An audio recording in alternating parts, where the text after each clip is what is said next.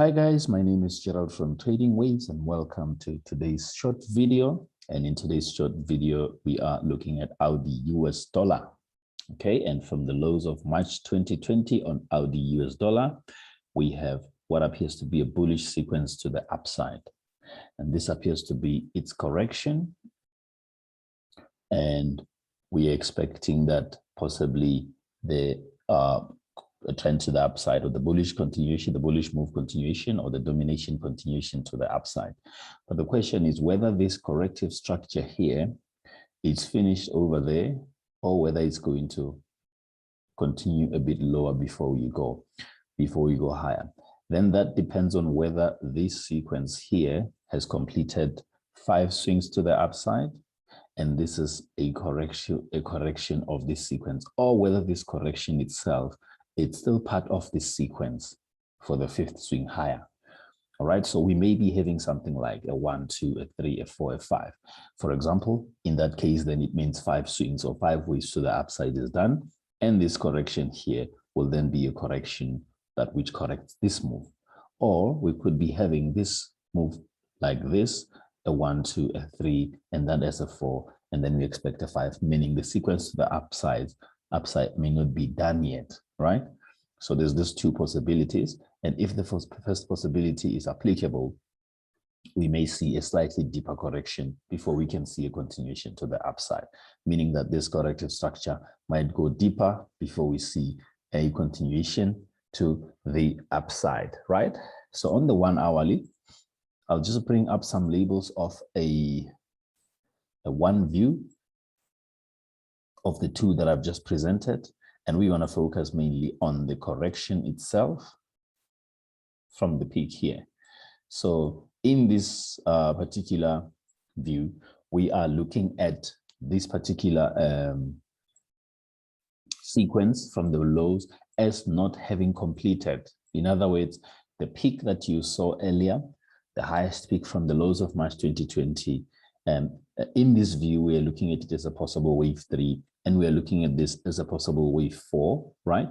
And then we are looking at this as the 5th wave in progress, right? Now, as I said, there's a possibility that the 4th wave may have been done already, and the 5th wave in the yellow degree may be here, right? That may just be 5 with 4 somewhere before, right? Or the currency alternative may be applicable that 4 is here. And if 5 is here, right, this means that this would either be A or 1. And then this whole correction here would be 2 or B, right? So if the correction is 2 or B, we would expect a deeper correction. In other words, if 5 is done here, 5 in yellow is done there, and thus A or 1, we expect this correction to continue lower. What does that mean? This means that looking at this view, this invalidation level where we propose this corrective structure may have been done as wave 4. This is likely going to be broken under or below. What could then happen is we can get 3 swings higher and then a continuation lower. That will only be if the correction is 2 or B before we can get that move to the upside. Now, which of these 2 alternatives is very likely or is more likely than the other? Right? That's the question that one can ask themselves. Which of these 2 alternatives is more likely than the other?